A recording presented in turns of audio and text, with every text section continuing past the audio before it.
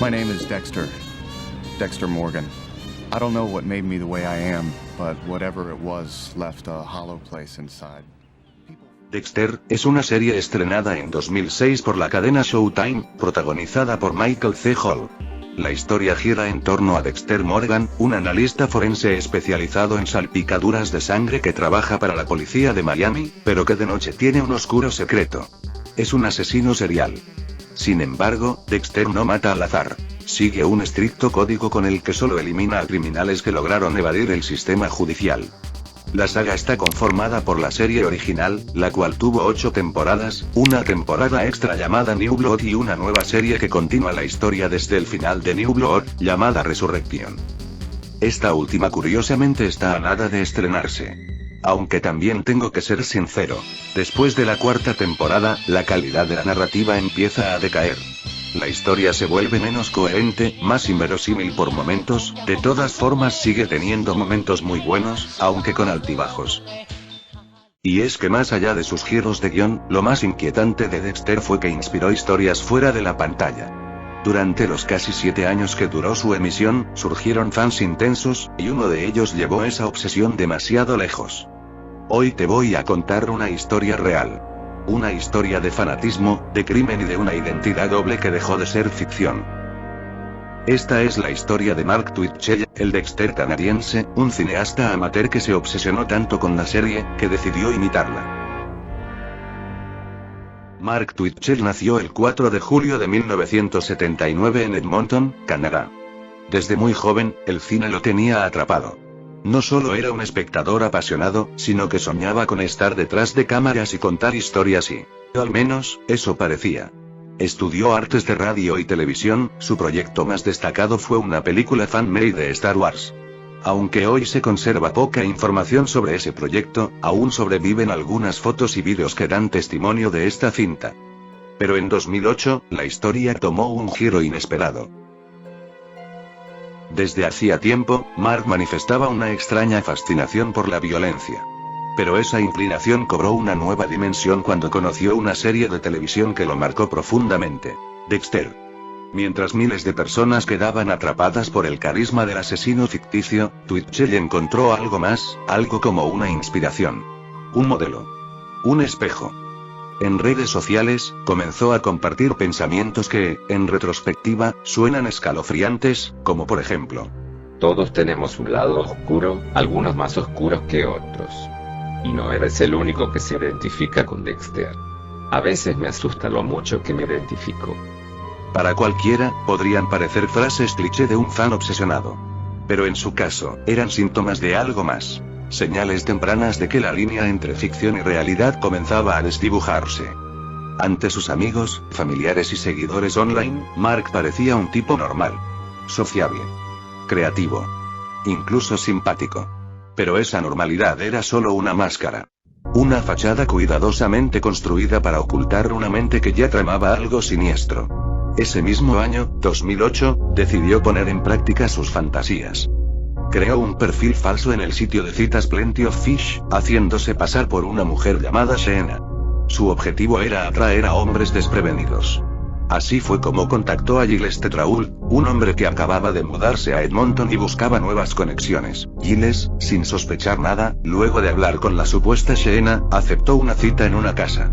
Para llegar al lugar tuvo que seguir unas extrañas instrucciones, ya que su supuesta pareja se había negado a darle la dirección exacta de la casa donde se encontrarían, pero en cambio le envió instrucciones detalladas para llegar al lugar, avisándole que la puerta del garaje estará abierta para él. Esto ya era muy sospechoso, pero decidió continuar porque pensaba que iba a encontrarse con una mujer. Pero al llegar, lo esperaba otra cosa. Un hombre enmascarado, cubierto con un casco de hockey, que lo embistió con una porra eléctrica. El enmascarado, que más que Dexter, era como una copia barata de Jason Voorhees, sacó una pistola y le ordenó a Tetrault que se tirara al suelo, donde le puso cinta adhesiva en los ojos. Mientras Tetrault estaba en el suelo, decidió que si iba a morir, era mejor intentar salvarse a no hacer nada. Se levantó, se arrancó la cinta de los ojos y agarró el arma del atacante. Fue entonces cuando descubrió que la pistola era de plástico. En su testimonio posterior, Giles recordó: al principio pensé que me iban a robar. Después fue cuando supe que era peor. Logró escapar por poco y salvar su vida. Pero el miedo, o mejor dicho la vergüenza de haber sido engañado, lo hizo guardar silencio. No denunció de inmediato este supuesto intento de robo. Y por eso, el ataque pasó desapercibido. Al menos por un tiempo. Sin embargo, para Mark Twitchell, ese intento fallido fue una lección. No un obstáculo. Comprendió que necesitaba más preparación, mejores armas, control total del entorno y sobre todo, asegurarse de que su víctima no pudiera pedir ayuda. Y así, como si siguiera un manual macabro inspirado en su serie favorita, comenzó a perfeccionar su método. Convirtió el garaje en su propio kill room, al estilo de Dexter, con plásticos y cintas en un cuarto sellado en el que acabaría con su próxima víctima. Solo una semana después, el hombre enmascarado encontraría a su próximo objetivo, Johnny Altinger, quien no tendría tanta suerte como la primera víctima. El 10 de octubre de 2008, Johnny Altinger desapareció sin dejar rastro. Había quedado con una mujer que conoció en Plenty of Fish, el mismo sitio de citas que usó Giles Tetrault semanas antes. Como medida de precaución, Johnny había compartido los detalles del encuentro con algunos amigos, pero esa noche, Johnny no regresó, preocupando a sus amigos y familiares. Pero podría decirse que lo más inquietante vino 3 días después de su repentina desaparición. Hola, he conocido a una mujer extraordinaria llamada Jen, quien me ha ofrecido llevarme a unas largas vacaciones tropicales. Nos estaremos quedando en su casa de invierno en Costa Rica. Pronto compartiré el número de teléfono. No volveré a la ciudad hasta el 10 de diciembre, pero revisaré mi correo electrónico periódicamente. Nos vemos en las fiestas, Johnny. Pero quienes lo conocían sabían que algo no encajaba. Johnny no era el tipo de persona que le gustaría desaparecer así. Sus amigos sabían que no era impulsivo, ni mucho menos que dejara cabos sueltos. Por eso, al leer ese correo, el instinto de que algo estaba mal fue inmediato. Y con ese presentimiento, denunciaron su desaparición. La policía tomó el caso con seriedad. Gracias a las instrucciones que Johnny les había dado a sus amigos antes de la cita, los investigadores pudieron llegar hasta un garaje alquilado en un vecindario tranquilo de Edmonton. Allí, según los registros, el arrendatario era un aspirante a cineasta llamado Mark Twitchell. Desde fuera, el garaje en el que presuntamente estuvo Johnny parecía inofensivo. Pero al entrar con Twitchell, las cosas cambiaron, fue como si el ambiente se hubiera puesto denso. Durante la primera inspección, los agentes notaron lo que parecían ser pequeñas salpicaduras de sangre. Cuando preguntaron, Twitchell explicó con calma que formaban parte de la escenografía de su reciente cortometraje, House of Cards. Según él, era todo falso, decía que la sangre estaba hecha de jarabe de maíz y tinte rojo, pero cuando los detectives entrevistaron a uno de los actores de la producción y le preguntaron cuántas escenas con sangre había, su respuesta fue desconcertante. Ninguna. Al momento de realizar la prueba de luminol, las paredes y el suelo comenzaron a brillar. Era sangre. Mucha sangre. Y lo peor de todo, de procedencia humana, la escena era ahora otra. Ya no se trataba de una historia de ficción, ahora sí era una escena de crimen. Una real. Y con esa revelación, surgía una pregunta inevitable, tan brutal como necesaria. ¿Qué le pasó a Johnny aquella noche? Cuando los detectives inspeccionaron el garaje más a fondo, la escena frente a ellos parecía sacada directamente de un episodio de Dexter que Mark Twitchell tanto idolatraba. Las ventanas estaban completamente cubiertas con lonas de plástico, bloqueando toda vista al interior. En el centro, una mesa salpicada de sangre, rodeada de productos de limpieza meticulosamente dispuestos. Nada parecía improvisado. Era un lugar diseñado no solo para atrapar, sino para eliminar. La verdadera confirmación del horror llegó poco después, cuando la policía inspeccionó el auto familiar de Twitchell. En el maletero encontraron rastros de sangre, esta correspondía con la de Johnny Altinger. Con ese descubrimiento, el 31 de octubre de 2008, irónicamente, en Halloween Mark Twitchell fue arrestado. Los investigadores creen que Johnny fue atacado apenas cruzó la puerta del garaje. Lo emboscaron en la oscuridad. Fue golpeado con una pesada pipa en la cabeza, y luego, apuñalado hasta la muerte. Aquel garaje, disfrazado de estudio de filmación, era en realidad una trampa mortal. Durante el registro del coche de Twitchell, encontraron un cuchillo con sangre tanto en la hoja como en la funda. Además de esto, la policía encontró algo más que rastros de sangre. Dentro de su computadora portátil había un archivo que él había intentado eliminar. Su nombre era tan directo como inquietante. SK Confessions, una abreviatura que los agentes pronto descifrarían como Serial Killer Confessions o las confesiones de un asesino serial en español. Cuando fue interrogado, Twitchell intentó justificar el documento diciendo que era solo un guión. Una historia de ficción. Un ejercicio de escritura inspirado, claro, en Dexter. Pero los detectives no tardaron en darse cuenta de que no estaban ante una obra de imaginación, sino ante una confesión disfrazada. El texto decía: esta historia está basada en hechos reales. Los nombres y eventos fueron alterados ligeramente para proteger a los culpables. Esta es la historia de mi evolución para convertirme en asesino serial. Como cualquiera que empiece en una nueva habilidad, tuve un poco de prueba y error al principio de mis desventuras. Permítanme comenzar desde el principio, y creo que entenderán lo que quiero decir. No recuerdo con exactitud el lugar y el momento en que decidí convertirme en asesino serial, pero sí recuerdo la sensación que me invadió cuando tomé la decisión. Fue una descarga de euforia pura.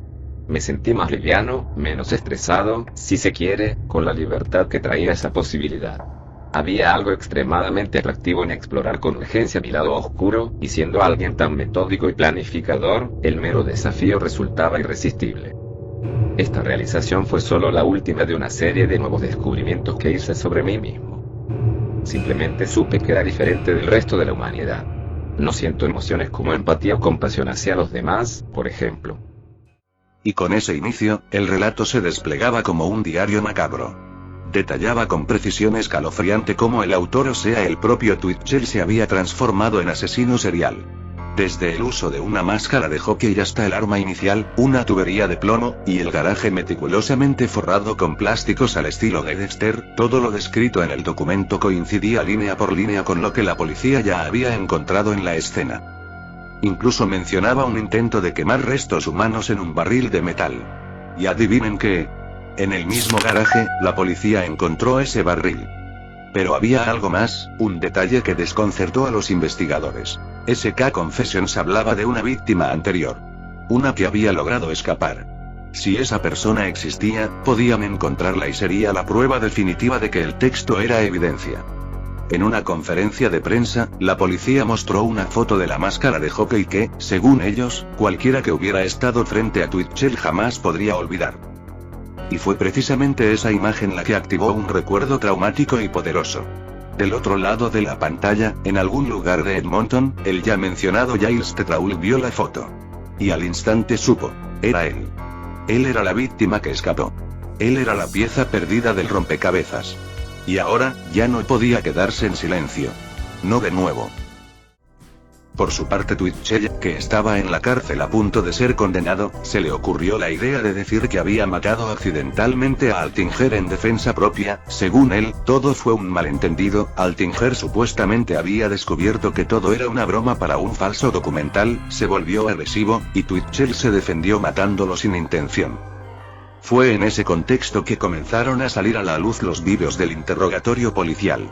Grabaciones en las que se ve a Twitchell cara a cara con los detectives, intentando vender su nueva versión de los hechos con la misma frialdad con la que redactó SK Confessions. En esos vídeos, Twitchell parece casi tranquilo. No se le ve nervioso, ni confundido. Habla con precisión, como si estuviera dirigiendo su propio guión. Pero la policía tenía mucho más que palabras. Y ahora, gracias a la difusión pública de la máscara de hockey, Giles Tetrault había aparecido, confirmando punto por punto el relato contenido en el archivo. Él era la víctima que escapó. La prueba viviente de que el texto era real. La defensa propia quedaba descartada. No había duda. Twitchell no había matado por accidente. Había planeado un asesinato. Lo había ejecutado. Y después lo había escrito, paso a paso, como si fuera una obra digna de un premio. Decidió finalmente revelar la ubicación del cuerpo de Johnny Altinger, usando una imagen de un mapa de Google Maps. Con esto, se disipaban los últimos vestigios de duda. El guión que tanto defendió como obra creativa se había transformado en una confesión estructurada y detallada de un asesinato meticulosamente planificado. Ya no se trataba de interpretaciones. Las pruebas estaban allí, físicas, concretas, irrefutables. Era el cierre de un círculo macabro que había comenzado como una obsesión por un personaje de televisión y terminó con una vida real arrancada brutalmente. El juicio contra Mark comenzó en la primavera de 2011, y desde el primer día, la tensión en la sala era palpable. Twitchell entró al tribunal con la misma expresión que mostró en los interrogatorios. Sereno y inexpresivo, como si nada de lo que se dijera allí le afectara. Durante semanas, la fiscalía expuso pruebas técnicas, testimonios y reconstrucciones que dejaban claro que Twitchell no había matado en defensa propia, como intentó alegar, sino que había planeado cada detalle. Desde los perfiles falsos que creó, hasta la disposición de su kill room, y el intento de borrar el crimen disfrazándolo de una obra de ficción. El archivo SK Confessions fue presentado ante el jurado como la pieza central del caso. Las palabras donde se relataba el crimen coincidía con la evidencia recolectada. El jurado no tardó demasiado en deliberar. La imagen de un cineasta frustrado que mató para vivir una fantasía no convenció a nadie. No había arte en ese crimen, solo sadismo disfrazado de creatividad. La sentencia fue clara y definitiva. Mark Twitchell fue declarado culpable de asesinato en primer grado y condenado a cadena perpetua, sin posibilidad de libertad condicional por al menos 25 años. Y aquí acaba el caso. Esta fue la historia de Mark Twitchell. Un tipo con aspiraciones de cineasta, obsesionado con Dexter, que cruzó la delgada línea entre la ficción y la realidad. Déjenme en los comentarios qué opinan de este caso. Si te gustó lo que acabas de ver, considera dar un like o incluso una suscripción, que ayuda bastante a mi canal. Nos vemos en el próximo vídeo, donde con suerte hablaremos de cosas menos turbias. ¿O no? ¿Quién sabe? Muchas gracias por ver. Nos vemos la próxima.